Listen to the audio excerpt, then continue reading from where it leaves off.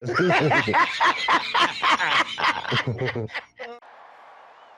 about them Cowboys? Angry Cowboys fan. Born to battle. Start just means we never sell. America's team through thick and thin. When the sun shines bright, that's when we win. Angry Cowboys fan. What's going on, Cowboys Nation and angry Cowboys fans around the world? Y'all know who it is. It's your man, the Angry Cowboys Fan. And tomorrow, we face the Jordan Love and Micah Parsons-led Green Bay Packers at AT&T Stadium. We're going to be going into this game missing a few key pieces on the offensive side of the ball, as well as a key piece in our wide receiver core, named CeeDee Lamb. Cowboys Nation, there's been a lot of talks about trading going on within the community. Trading the number one draft picks that we got for Micah Parsons for a stud player. Maybe a running back, maybe a cornerback, or a safety. There's team F them picks, and I honestly haven't heard anything else from Cowboys Nation other than F them picks. And I agree with that crowd, but we are all in. We are in win now mode. But we may be the only ones in win now mode. What am I talking about? Let's dive a little bit more into it during this Raw and Uncut. Get ready for the Angry Cowboys fans, Raw and Uncut. Man, keeping it real, man, keep it real, that's real. You know, Cowboys Nation, I've been trying to get a pulse on Cowboys Nation. I actually see the general consensus is that the team should be headstrong into a trade. Trade for Jeffrey Simmons. Trade for Alvin Kamara. Trade for Odell Beckham Jr. Cowboys Nation wants this front office to act and act now. Be proactive in their personnel decision making. We, as Cowboys fans over 20 years, have been used to the reactionary decisions by Jerry and Stephen Jones. It dates all the way back to when Jimmy Johnson was let go as the Dallas Cowboys head coach. The gambler and his Cowboys. Though some moves during this offseason has Cowboys Nation thinking that, hey, this year may be different. In the end, habits don't automatically change. Some things stay the same unless you're willing to try and change all aspects. And I don't feel that this Dallas Cowboys organization has been willing to change everything. And I mean everything. Sure, they could change the head coach and the coaching staff, right? That wasn't until after Mike McCarthy decided to decline the Gamblers' contract offer. Not until after the Dallas Cowboys were without a head coach for a couple of weeks. Reactionary decision. DeMarcus Lawrence's replacement being drafted only 1 year before DeMarcus Lawrence declined the Gamblers' offer to return to the team. Hence, a reactionary response. With the animosity rising between Micah Parsons and DeMarcus Lawrence, the division in that locker room became so visible to Cowboys Nation when a majority of the defense rejected D-Law's reasoning for the no-show against the Packers in the 2023 playoffs. If it was seen by us, then wouldn't it be seen by the ones that oversee the player personnel as well, Cowboys Nation? But I don't have to go into the whole Micah Parsons trade because we all know that that was a reactionary response to David Mulugeta wanting to start all the negotiations over from square one. Now the Dallas Cowboys find themselves in a place where they are desperate to find a legitimate edge rusher. Signing Jadeveon Clowney for a 1-year deal? Reactionary decisions. Until the front office of the Dallas Cowboys starts conducting proactive football business, this Dallas Cowboys team will be the same product each and every year, and it doesn't take a person driving the same path to work more often than not to remember their way to work. All 31 teams and their fan bases continue to witness Jerry Jones conducting business as usual, so they know Jerry Jones's tendencies. They know Jerry Jones's tactics. Nothing is surprising to the people anymore, Cowboys Nation. At the end of the day, it's always Jerry being Jerry. What Jerry Jones and the Dallas Cowboys front office does each and every year is they put up a different pattern of wallpaper, different pictures, different furniture and fixtures throughout the house, but It's the same dilapidated, run-down home. The kids in there, they think that they're rich because they got an 80-inch TV, a 2025 in the driveway, a Wolf stove, and a gaming room downstairs, but all the bills are overdue, and the parents got their final notice pinned to the front door. The kids can't tell from the inside looking out that they're actually struggling, but everybody in the neighborhood can see from the outside looking in that family's struggling. You drive by that house and you look at it and you say to yourself, man, that house has so much potential.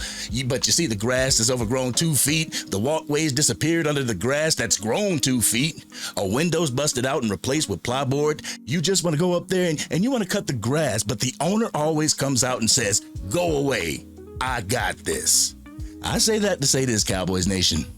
Jerry Jones has been a reactionary owner/GM with sightings of being that gambler when it comes to the Dallas Cowboys. Just because he's made 5 out of 40 big moves doesn't make him what the media as well as his ego puts him out to be. I'll put this out here right now, Cowboys Nation, and this is my opinion. This is only my opinion. The gambler isn't going to go out there trading for a splash player before the trade deadline this year. I'm sorry, but he's just not going to do it. He's not going to do anything with those extra first-round picks that he got for trading Micah Parsons. This takes me back to my main talking point, and that's Jerry Jones and the Dallas Cowboys front office not truly being in win-now mode when Cowboys Nation has been in win-now mode since 2021. But right now, this team is so far behind the 8 ball when it comes to the personnel retaining what these coaching staff is trying to convey when it comes to the scheme that they're trying to prepare. Matt Eberflus has gone on record to say that he had to simplify the defensive play calling to one-word plays. This is something coordinators have to go through when they join a team, having to coach players that may not be used to their scheme, may not be an ideal fit for their scheme. Having to try and be a successful team with a bunch of guys that you didn't draft yourself, that you didn't attain yourself. It's going to be a tough outing for Flus in this defense. So, if the defense is going to be the weakness of the team, I feel that the Dallas Cowboys should go out and bolster the offensive side of the ball. How do you do that? By trading for someone that the Dallas Cowboys are very familiar with going up against. Sign Odell Beckham Jr. And I know what some people in Cowboys Nation are going to say. We don't want that washed up dude on our team.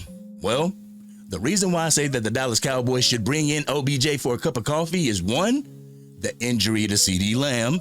2, it would bolster your wide receiver core to where you would have 3 wide receivers who used to be a wide receiver 1. With the return of Phil Maffa, the running back room can be a complementary piece to the wide receiver room as it stands right now. And I understand that a lot of people want to trade for a running back right now. They want to use those first-round picks to trade for, let's say, an Alvin Kamara. I tell you, Cowboys Nation, those first-round draft picks are burning a hole through a lot of Cowboys fans' pockets.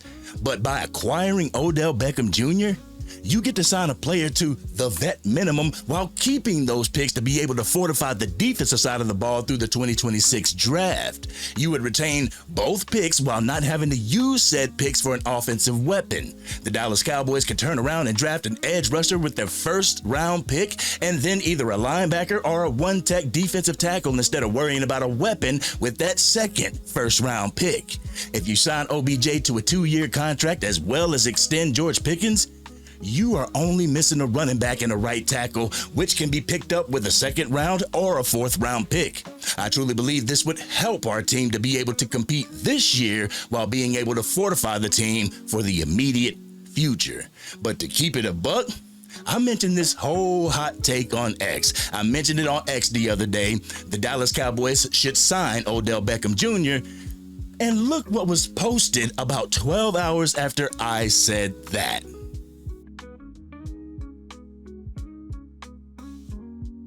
Hey, it looks like I'm not the only one thinking about OBJ becoming a Dallas Cowboy. Just think about it, Cowboys Nation. When CeeDee Lamb comes back, your wide receiver core would be wide receiver 1, CeeDee Lamb, wide receiver 2, George Pickens, wide receiver 3, Odell Beckham Jr., with your wide receiver 4 being a toss-up between Jonathan Mingo, Cavante Turpin, and Jalen Tolbert. I'm sorry, Cowboys Nation, but what secondary would lock down these wide receivers? What secondary would actually contain that wide receiver core? No one. Plus, it would also lighten the box for Javonte Williams to cook and make this offense even more dangerous. We're gonna need it considering how our defense continues to look. But this has been your man, the Angry Cowboys Fan.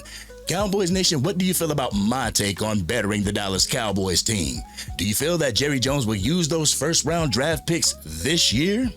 Y'all know how we do. We always talk about it in the comment section. If you're digging this content and want to help the channel reach its current goal of 20,000 subscribers, drop a like on this video and please consider sharing it with anybody that you know is a Dallas Cowboys fan. And if you are DC for life and want to see this Dallas Cowboys team make some moves right now, hit that subscribe button. Hit the bell to be notified whenever I go live, release another video, podcast episode, film breakdowns, or Madden 26 or College Football 26 gameplay.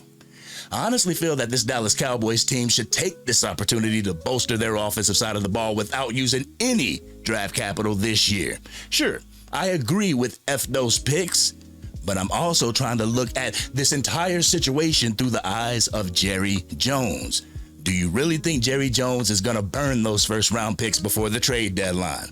We all know that that's not going to happen. But this has been your man, the Angry Cowboys Fan, and I'm out.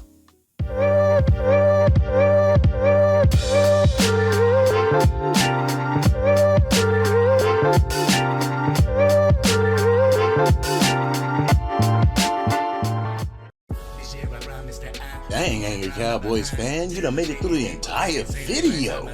But if you want more content, you can definitely go to this video right here. Or if you want the latest episode of the Angry Cowboys Fan podcast, you can go right here. But whatever you do, like, share, and subscribe to the channel, but remain DC for life.